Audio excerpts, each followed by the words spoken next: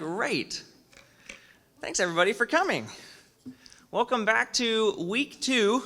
John's helping me out, so we will ignore him for now. It's great. Make sure everyone, you have markers and pens on your tables.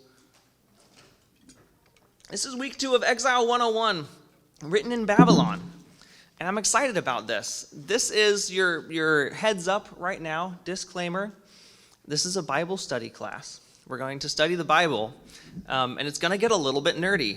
If you're not down for that, there's the door. But we're gonna get into it a little bit today, and I'm excited about it because this is where I can kind of dig into stuff that I wouldn't get to do with the high schoolers because they would get bored and leave me. So, a little bit of review to start. Last week we talked about this map. We talked a little bit about the way that empires have changed throughout the years and throughout the biblical time period in this piece of land. We've got Judea, or Judah, which is that bottom, the southern kingdom of Israel after they split. And then the Babylonian Empire came in, conquered what we remember from last week, Assyria, and they took up this whole green crescent of land. And they took from Jerusalem, along that red line, into Babylon, they took people into exile. And the people that they took into exile wasn't everybody. It wasn't everyone who lived in the land, but it was the king, the royal court, the scribes, the priests, and the prophets. Specifically, we know the prophet Ezekiel. Am I feeding back a little bit? Does this sound a little loud? We're good? Okay. So, specifically, anyone with power was taken into exile because they want to make sure, the Babylonians do, that they're not going to have little revolts coming up from their territories, and you're not going to have little revolts as long as the people leading them, or who would lead them, have the power or authority or resources to lead them, are elsewhere. So that's who went back into exile. And we talked about last week that the reason this is such a significant event for Christian history is that a huge, huge swath of the Bible, the Old Testament, the Hebrew Bible, was written either during exile or immediately following the exile. So that's what we're going to get into a little bit today. We're going to start today by focusing on the Torah, or the law. On this right, we've got this graphic of the Tanakh, which is the Hebrew Bible. And you notice when you look up at the word Tanakh there, we've got the T, N, and K are highlighted. And that actually denotes the 3 portions of the Hebrew Bible, the Tanakh. The Torah is the T, the Nevi'im is the prophets, and the Ketuvim is the writings.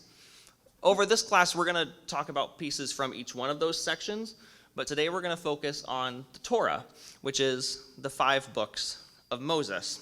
Traditionally, the authorship of these books, Genesis, Exodus, Leviticus, Numbers, and Deuteronomy, are all attributed to Moses.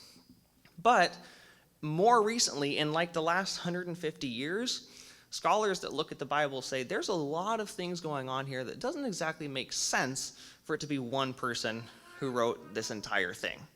So there's different theories that start popping up. And over this last 150 years, one specifically has popped up as the most convincing, and it is the documentary hypothesis. I told you it was going to get nerdy. I warned you. So, the documentary hypothesis is by this guy, Julius Wellhausen, in 1878. He was a German biblical scholar.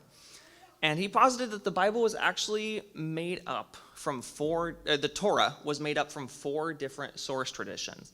There's, this PowerPoint is on your table if you want to look more closely at these. And then this graphic on the right is also included on one of the handouts that's on your table. It's probably on the back, as well as information about these 4 source traditions, which we're going to go into. So here are the 4 sources. We've got the Yahwist, which is going to be called the J source. It's called J, not Y, because it's the German transliteration of the divine name, makes it JHWH instead of we would usually do Yahweh as YHWH.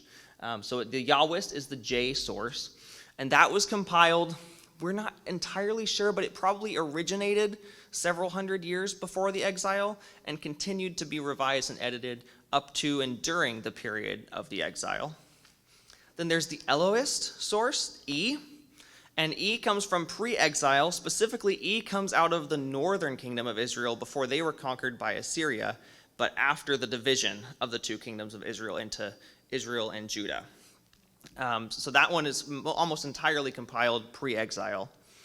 Then there's the priestly source, which is probably the newest of them. Comes from the exile time period and the post-exilic time period. And then there's the Deuteronomist. And the Deuteronomist happens over probably the longest period of time. It's several hundred different years, spanning from before the exile began. We have some evidence in Chronicles that King Josiah discovered some of the scrolls of Deuteronomy before the exile. And then we know that the Deuteronomist tradition continues post-exile. We're going to talk more about that. And then there's R on the graphic there, which is the redactor. This is a little bit of a debated role, but basically the idea is someone put these together. Someone assembled 4 different source traditions of stories and tried to make them into one, which is how we end up with the Torah as we have it today. Probably this was a group of scholars or priests, scribes in Babylon in exile that started this work. If we take a little bit closer look at this diagram here, you got J and E. We know those are our 2 oldest sources, the Yahwist and the Elohist. At some point, those 2 oral or semi-written traditions came together in some sort of conglomeration of narrative, probably, that we call JE. And then the priestly source was added to those as well, and those go into the Torah. And then from another tradition, we've got different iterations of Deuteronomy, the Deuteronomist. As different periods of history happened, they would write about it and compile it, and the redactor takes it all, throws it all together. And we do see a little branch out there of Deuteronomic history. That includes other books of the Bible, which we're not going to get into today, but the tradition actually spans more than just the book of Deuteronomy. So you'll still have this graphic available to you at your table if you take those handouts. We're going to go look a little bit closer at some of these different sources. We'll start with the elder sources, the Yahwist and the Elohist. The Yahwist is a stress on the kingdom of Judah. We have every evidence, every reason to believe that the J source comes from the Judean kingdom, either what was written pre-exile or from people from Judah who were exiled into Babylon. The focus in the Yahwist source is often on the kings and the leaders.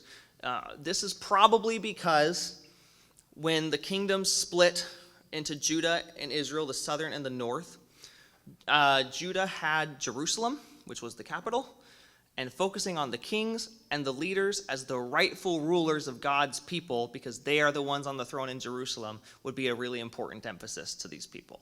So their stake to being right in the split is dependent upon our leaders are the true ones, which is why we see a lot of stress on them in the Yahwist sources. Yahwists also use anthropomorphic speech about God when they write. God walks with us. God talks with us. God's hand. We see lots of those types of imagery when we're reading Yahwist stories. And you'll be able to tell when you're reading a Yahwist story when you see some of those clues. Where the name comes from is God is Yahweh in the Yahwist source. And always, so from the very, very beginning, God is, the divine name is used in the Yahwist source. And you'll be able to know that it's using Yahweh as opposed to just generic God when you see the Lord in the Bible.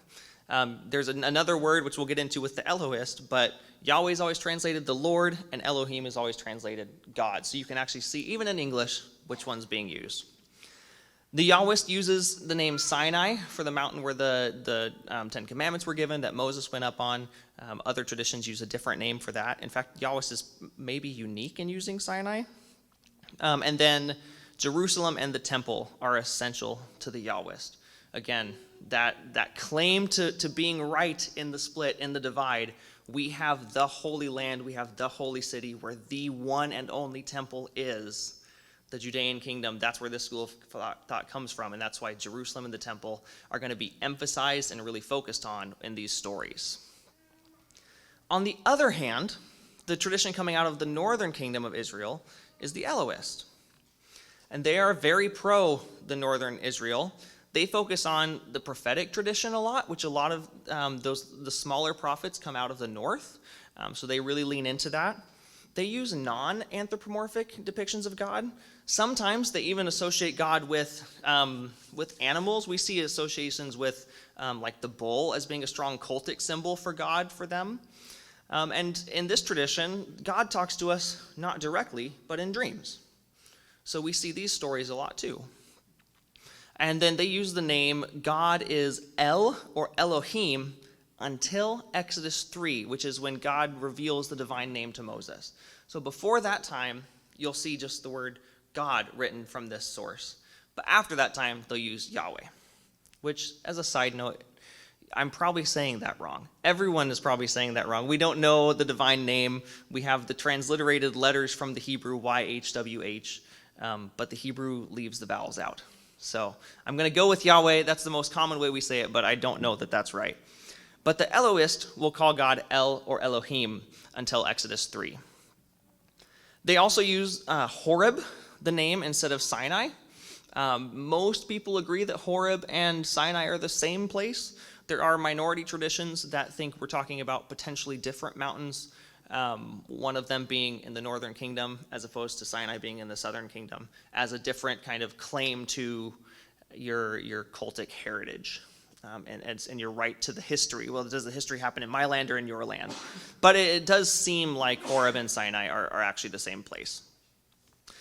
The Elohists will also, in a similar vein, focus on cults or rituals that happen not in the temple in Jerusalem. Why? Because they're not in the temple in Jerusalem. They're hundreds of miles away. They're up north in the northern kingdom. They don't have access to the one temple. So their access to God is dependent upon, well, God can't only be in that one temple, right? So in this tradition, you'll see them go up hills, go to high places, have other altars and things like that. But it's not about the one temple in Jerusalem. They actually try to delegitimize that in a little bit of ways. Moses is also the hero in the Elohist story. We're going to get into this later, but they love him. He is the guy for them, and it's like kind of like their focus on the prophets. Moses is a very, very central figure. And then one other thing that the Elohist does is they moralize their stories. Some of the other traditions we're going to talk about, they don't care if characters come off looking bad. Like, oh yeah, people are messed up, we do messed up things. But the Elohist likes to take what's in there and try to smooth it all over. Make sure that especially important characters, Moses, Abraham, really important patriarchs come off looking squeaky clean, so that they are in righteous standing in their way of telling the history. Next two sources are the latter sources. We've got the priestly and the Deuteronomist. The priestly source is easily the most underrated of all the sources, but it is massively prevalent in the Torah. It takes up nearly 40% of the total Torah. It includes the entirety of the book of Leviticus, all the laws that are written out in excruciating detail, and 75% of the book of Numbers. Again, lots of things in excruciating detail. The priests love the detail. This is what they do. This tradition also stresses on the kingdom of Judah, probably because these are Judean priests that have been exiled into Babylon that are writing these portions. Thus, they also emphasize Jerusalem and the temple. These likely were priests of that temple that are writing these stories. So they're very much focused on this being the one only place where God can rightfully be worshipped, because that's their claim to fame. That's their claim to righteousness and to legitimacy in everything that they do. They're the priests of the one true temple in the one holy city. They also focus a lot on covenants and on laws, just like a ton of this happens in Leviticus and Numbers. They also use the word Elohim for God until Exodus 3 from this tradition. Until that divine name is revealed to Moses, they use Elohim generically. Anytime you see a genealogy or a list in the Bible, or specifically in the Torah, that's coming from this source. They want to make sure you know who was around for how many years, or how old someone was when so-and-so was born, and they want to make sure you know the whole trace of descendants from place to place. Sometimes they do it for narrative purposes, sometimes they do it for historical purposes, but it's really easy to pick up on when you see genealogies and lists. That's the P source at work. I'm not going to say P source anymore.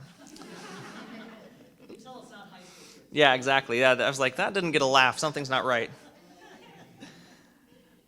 And lastly, ritual instructions are a really big part of the peace source. I did it right immediately. Wow, what do you know? The priestly source focuses on ritual instructions a lot. And again, this is what makes up a ton of Leviticus and Numbers, not just which rituals, what the law says we have to do to make ourselves right with God, but exactly how we go about doing each and every single one of them. The priestly source is very, very detailed and often long-winded, which when you're looking for the priestly source, you can usually find it. If you're like, that could have been said faster. Then you realize you're looking at the priestly source. Lastly, the Deuteronomist. This is the easiest to identify in the Torah because it's in Deuteronomy. It's not just in Deuteronomy. It actually carries forward. It's a historical tradition from this source that goes on into other books. Joshua, Judges, 1st and 2nd Samuel, 1st and 2nd Kings are all part of this same Deuteronomist historical tradition. But they stress on a central shrine a lot. So again, that central shrine is the Jerusalem temple. This is very possibly something that was either written by Levitical priests in the southern kingdom in Judah before the exile, and then probably reinforced by Levitical priests who came out of the temple in exile. And even beyond that, as people returned to exile, the stress of rebuilding Jerusalem was a very important thing, and that probably all went into the form of Deuteronomy that we have today. It's really focused on the Jerusalem temple, the one God, the one place to worship the one God. That's a big focus of the Deuteronomist. Thus, they use the divine name from the very beginning of the storytelling. God is Yahweh immediately.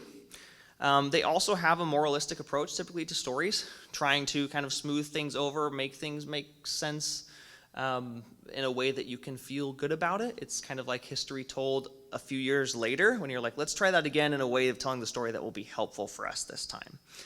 They do a lot of that. And it includes lots of long sermons, specifically in the book of Deuteronomy. Those sermons are from Moses. And then key questions in exile really feed into the writing of the Deuteronomist. Those key questions are something like, how did we end up here in exile? And where did things go wrong so that we ended up here? So they go back through this historical tradition of looking at their story, looking at the law, looking at Moses, looking at the patriarchs, and saying, where did we branch away from our deal with God so that we ended up in such a place as this? Here's a couple examples of just identifying some of the different sources. We have 2 different creation accounts in the Bible. If you went to my class that I held, when was it? Was it earlier this year on the Genesis myths? We dug into these a little bit in depth, and we're not going to be able to go that deep today. But we have 2 different creation stories, Genesis 1 through about 2 verse 3, and then the Garden of Eden story starts from there. The 7-day creation story is from the priestly source. It's actually kind of rare that there's a brand new narrative from the priestly source. They didn't do that very much. Mostly it was just annotating, adding in details, adding in things to existing stories, but rarely is it entirely new stories from the priestly source.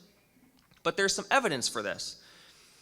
In my class on the Genesis myths, we learned that the 7-day creation stories was actually a response to Babylonian mythology. There's Babylonian creation story that was very prevalent, and these people were in exile in the land of Babylon hearing their myths, and then a new story was created by this priestly source to counter that, to say, no, our God is different, our God is bigger, our God is better. And there's a whole study you can do to go into this. I don't think my class on the myths was actually recorded, which is a bummer, but we can talk about it anytime if you're curious. I love doing it. But there are also lots of good resources out there to find this. So that's one piece of evidence that the priests in exile were writing this. There's an emphasis in the 7-day creation on the incredible power of God. God speaks and boom, let there be light, boom. God just does everything in the whole creation. And when you know the Babylonian creation story where it's a variety of different gods helping make all the bits, one God doing it all says, no, our God is bigger, our God is more powerful. And that's one of the top emphases of the priestly source, is the extreme, ultimate power of Yahweh. They use the word in the priestly source here, they use God, Elohim, instead of Yahweh, instead of the divine name. You'll see the divine name show up in the other creation story. And then this myth, the 7-day creation story, actually supports the Sabbath reasoning. In Deuteronomy, there is a little bit of writing about the Sabbath, and the Deuteronomist writes about the Sabbath as we Sabbath, we rest because we were slaves in Israel and we needed a rest from our work. But it doesn't exactly talk about God created on 6 days and then rested on the seventh. We actually see that come about later, and it comes from other sources in Exodus and whatnot that are the priestly source. Those are the only writings that connect the seventh day being the rest day to the Sabbath, which helps us realize that this original creation story, or the Genesis 1 creation story, is actually written from the priestly source. Then if we look at the other creation story, the Garden of Eden, where we have Adam and Eve, the apple is eaten, they're cast out, all of this, that comes from the Yahweh source. The first piece of evidence for that is the Lord is the name used for God, Yahweh. That's used immediately from the very beginning, even before it's revealed to Moses. Dead giveaway for the Yahweh source. As long as it's not in Deuteronomy, it's easy to find. Then an anthropomorphized God walks through the garden with Adam and Eve. It's a really telltale feature. Again, God is depicted walking with them, and then God speaks to them directly. You get this sense, their interactions, God sees them or will see them naked, so they hide from God as if God could turn the corner at a moment. God is a person, God is a being that walks just like them in the garden. They walk together. That's distinctively a note of the Yahweh source. So even just in this, if you've ever read the Bible and been like, wait, didn't we just create in the last chapter? Why are we creating again? What's going on? Well, those are the types of questions that critics and scholars have been asking, going, well, maybe this isn't all written by one person who had a nice cohesive plan. Maybe there are actually different things being piled together into one larger work. I want to take some time now and let you see if you can do a little bit of this work. I think you can. I'm going to give you some help first. One of the most obvious stories that is compiled from multiple sources in the Bible is the account of the flood with Noah. And I've got handouts on your table. They have the flood narrative. I've cut out a lot of the long-winded part and left in some of the important stuff. But it's still a good chunk of text. And I want to see if you can sort out, there's 2 different sources in there, where each one is. So you've got markers, you've got pens, and this will be something that you do together in your table groups, work together. If you've got a small group, maybe combine up a little bit so that you have some more heads to put around it. I'm going to give you a couple hints. First is, you can find different sources easily when you look for different names of God. Look for God or the Lord in different sections, and you'll be able to see, oh, we've switched writers. We've switched sources here. Look for redundancies. Do you read it and go, wait, didn't they already say that? Then there's probably something being said again from a different perspective or with a different emphasis because it's a different source. And then look for discrepancies. Wait, how many days was that? Maybe this don't match up. How many animals? How many birds? So think about those things as you read through the text, and then it'll help you point to where you have 2 different sources coming into the story. More specifically, and you have this on your table too if you want to pull up the PowerPoint there, questions to help you find the answers. There's 5 distinct places, I think, in this text that you can find 2 different sources writing. One is the question of who plans the flood. 2 is how many birds. 3 is how long did the flood actually last. 4, how did Noah know the flood was over? And are there 2 covenants at the end of it? I think is an interesting question. So what I would encourage you to do, we have time to do this, is maybe take a couple minutes, read through it yourself first, and then open it up to your table, use those markers, use those pen, mark up the verses, and see if you can sort out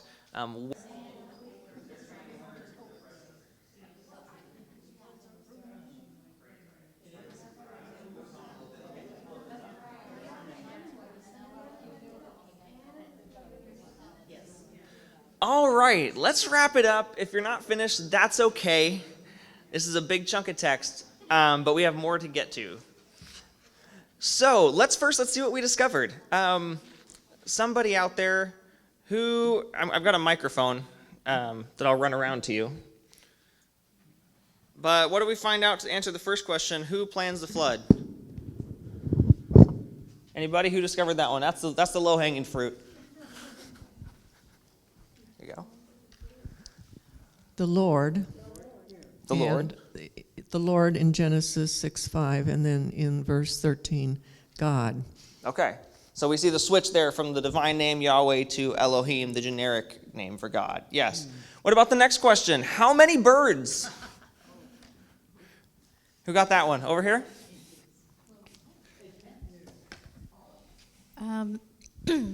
Well, yeah. 2 birds of each kind, but then later on it says 7 pairs of birds. 7 pairs of birds. I don't know why. We still don't know. I don't know why, but we have either 2 of each or 7 of each, so there's 2 different sources shown there. What about how long the flood lasted? 54 days. 50. If you add them up, 54. Here, say that in here for me. Well, it's either 40 days or it's 150 days. Yeah, or there's like 47 days because he waited those extra 7 or days something. because of the extra days that Noah waited. You could do a whole lot of math and the numbers aren't going to add up. I promise you that. A lot of discrepancy here. A lot of discrepancy. What about how did Noah know the flood was over? This is interesting. I think there might be 2 different accounts of how he knew there. What do we? Okay, here, say that in here for me. So he sent out the dove, Sent and out when the the dove dove. didn't return, Yes. then he knew it was over. But then in 600's first year, in the first month of the first day, the waters had dried. Yeah. So he opened up and saw Yeah. that the ground was Yeah. was open for his own eyes. So there's maybe 2 different accounts there. Maybe those both happened in the same, but it sounds like maybe those are 2 different ways of discovering. I cut a lot of the story out. It's a very lengthy story. What about that last question? Is there 1 covenant or are there 2 covenants at the end of this story? What do we have? Anyone? Do you have? Okay, I'm going to give this to Rachel. Yeah, I read this as 2. Okay. Because the first covenant is where it is stated, I'll never bring another flood of this magnitude again. But then there's talking about the sign of the covenant of the rainbow. So I don't know. It's like, are they the same? So you're or is in, like one the intention, or is one the sign of it? And does that mean they're the same? It's so unclear. I think it's 2 different things. and you're in Genesis 9. There's also a bit earlier than that too. The earlier bit, I heard them talking about it over here.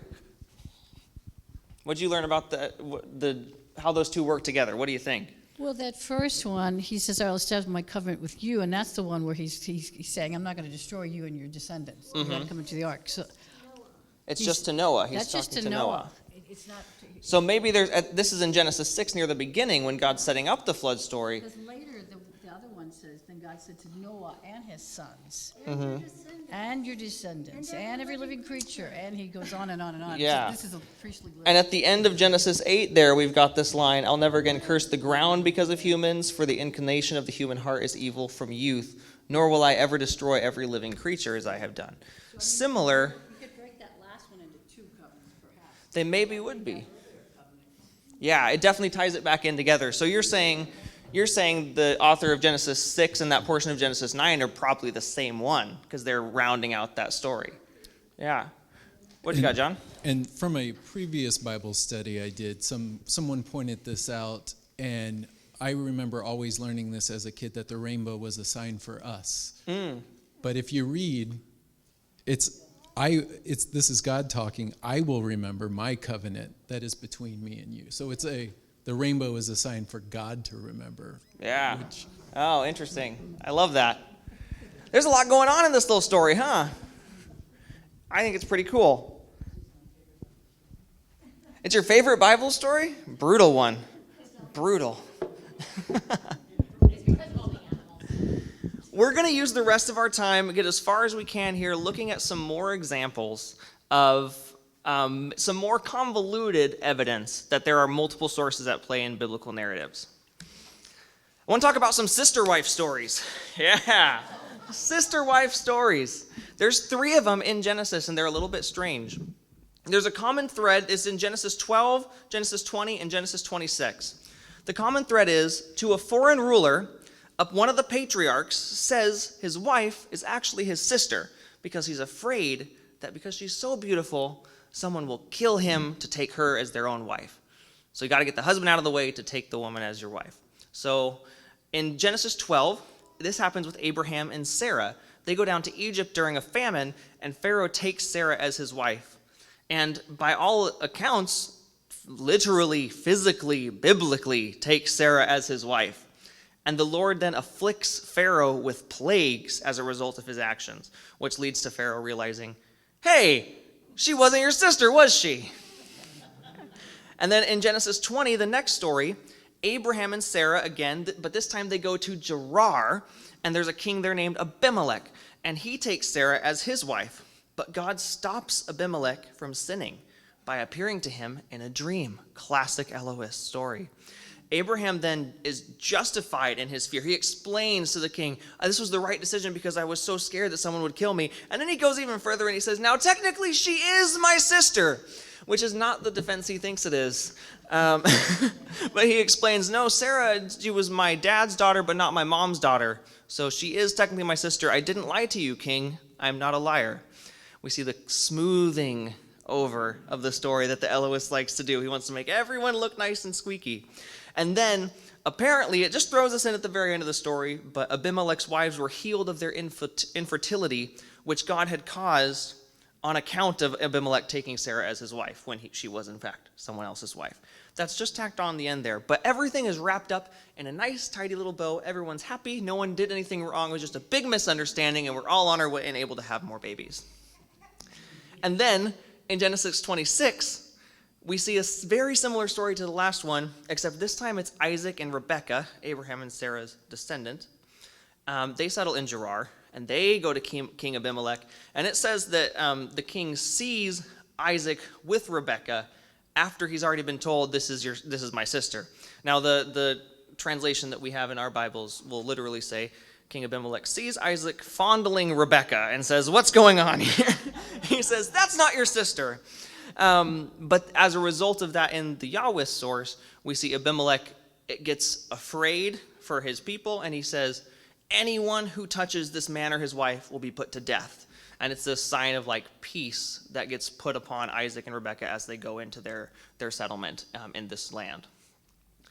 3 different stories? Maybe a whole lot of commonalities. It makes you wonder if there's not multiple sources at play here. Why would Abraham make that mistake twice? Maybe in the Yahwist tradition, because we have those 2 stories from the Yahwist, maybe there's something there that the author was trying to show the sins of the father, the sins of the son, making similar mistakes. Maybe. But it is interesting. This is Genesis 20. This is actually the first appearance in our Bible of the Elohist source. This is the first time we see, in this retelling of Abraham and Sarah's story, this source pop up. Really, really weird sister wife stories. Next, let's look at the golden calf story as an example. I wonder if this is a story of the Yahwist, J, versus the Elohist, E. So the northern Israelites, I mentioned this briefly, but they were known to associate with El, who was the principal god of the Canaanites. They drew a lot of comparison, similarity, even synonymity between El and Yahweh. They basically saying, if there is one God that is the greatest God, well, we know that. That is Yahweh, that is El. And the symbol for El, the cultic symbol, was the bull. So those two were often used as being one and the same in the northern Israelite kingdom, post the split. Then the golden calf story happens after Moses goes up to receive the 10 Commandments. He comes back down with the stones, and meanwhile Aaron and the people have built a golden calf. They've burnt their gold and built a calf, or, a young bull. And this leads to a massive curse that God puts down on them. I think it's like 50,000 people are killed as a result of this idolatry that happens at the base of the mountain while they wait for Moses to return. It makes you wonder if this is a Yahweh source condemning what they see as idolatry from the Elohists, from the northern kingdom, that they would compare Yahweh with any other god or use them as if they were one, when the Yahwist does. There is one supreme God, and that's the only one we are to worship, not blend them together with other ones. It adds a whole new kind of potential lens to that story.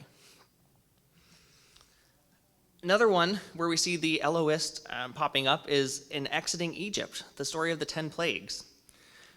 We can't get into it in depth here. Like, this class covers so much biblical material that we're going to have to go kind of quickly. But there are inconsistencies in the stories of the 10 plagues that leads to questions. Some of the plagues of the 10 that Moses brings come with warnings beforehand. Others just happen, which seems a little inconsistent. There's discrepancies in who performs the plague. Is it Aaron who, moves the staff? Well, he starts it off by throwing the staff down on the ground and it swallows the Egyptian magician's staffs. Or sometimes Moses is the one raising his hands, but God is actually doing the work, Yahweh is. So then why is Moses raising his hands if God's doing it? He's not actually doing anything. What's going on here? Who is performing the plagues is a question that doesn't seem to be consistently answered through the stories. When Pharaoh's heart is hardened, sometimes it says Pharaoh hardened his own heart. Sometimes it says God hardens Pharaoh's heart. So does Pharaoh have the free will, or does he not have the free will? That seems to change throughout the story kind of randomly, and it's like, well, wait, which one is it? This doesn't fit together. We also have 2 Psalms, Psalm 78 and 105, and they talk about the plagues, but they don't list 10 of them. They list either 7 or 8, depending on how you interpret them, but it's not all 10. So it makes you wonder if maybe there was a tradition before the final version of the Torah we have that the story didn't have all the plagues. Maybe some were added in later. And then this one's really interesting to me. Where is the Passover celebration in Jewish history?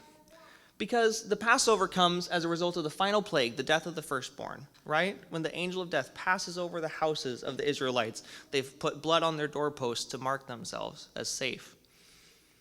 But we actually don't see evidence that this is celebrated until after the exile. We don't see evidence that it was a significant part or any significant celebration in the Jewish religion until after that period, which is interesting.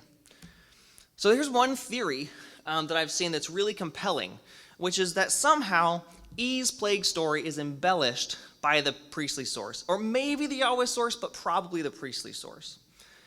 We know that the Elohist source is the oldest and really emphasizes Moses, which makes you wonder if maybe at the beginning when this story was told, Moses wasn't just raising his hands for no good reason and letting God do all the work. Maybe Moses was actually supposed to be the one bringing the plagues, actually being the one enacting the power that led people out of Egypt.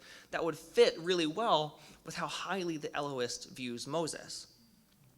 And then Aaron, in some of the texts, kind of almost seems to usurp Moses, be the one who does the magic in some of these, which would be interesting if that was written by the priestly source, considering Aaron was the first high priest for the religion. So they would be wanting to tie in the power of the priesthood into these stories. Also in those ones where Yahweh is given credit for the plagues instead of Moses, even though Moses lifts his hand or his staff, in front of the Red Sea even, Moses holds up his arms, and as long as his arms are up, God parts the seas. His shoulders are getting tired going, why? Why am I doing this? It's up to you anyway, right? Oh, but it makes you wonder if Yahweh is actually being given credit later. They're writing in the authority, the power of Yahweh into these stories onto an older one to say, no, it's not about the Moses, it's about the power of Yahweh. That's the most important part. So you keep a lot of the central elements of the narrative, but you change the emphasis to fit the theology of, in this case, the priestly, the Judeans who are in exile in Babylon, who need, for the record, a really, really powerful God at that time. Also, the instructions for the Passover remembrance are at the very end of the plague story. And since there aren't any historical records of the Passover, or at least that I could find, any historical records of the Passover being celebrated before the exile time, it makes you wonder if, as the religion was being built in exile, which is largely what happened, that those pieces got added into the story to instruct people how to remember their history in the days following the exile, or during the time of it. So this is not proven by any means, but these are the types of things that scholars look at and go, I wonder why we have these inconsistencies, and are there narratives that different people would be laying on one another that could build a story as we now see it? And what would be their own reasons for doing it? Lastly, real quick, we'll hit Deuteronomy.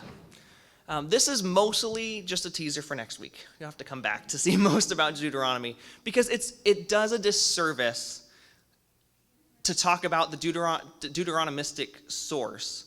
And it's just the book of Deuteronomy. That's just not what it is. It includes, some people I've even seen say it was on one scroll or set of scrolls with Joshua, Judges, 1st and 2nd Samuel, 1st and 2nd Kings. It all comes from the same tradition. But the book of Deuteronomy is included in the Torah because it happens during Moses' life. It is the story of Moses retold. There are significant differences, significant and insignificant, of the laws of Leviticus. A lot of them are reread in Deuteronomy, but with some details and some ritual practices changed that would be really boring for me to talk to you about. And then there are some sermons from Moses explaining to the people standing outside of the promised land waiting to go in the importance of the covenant with God.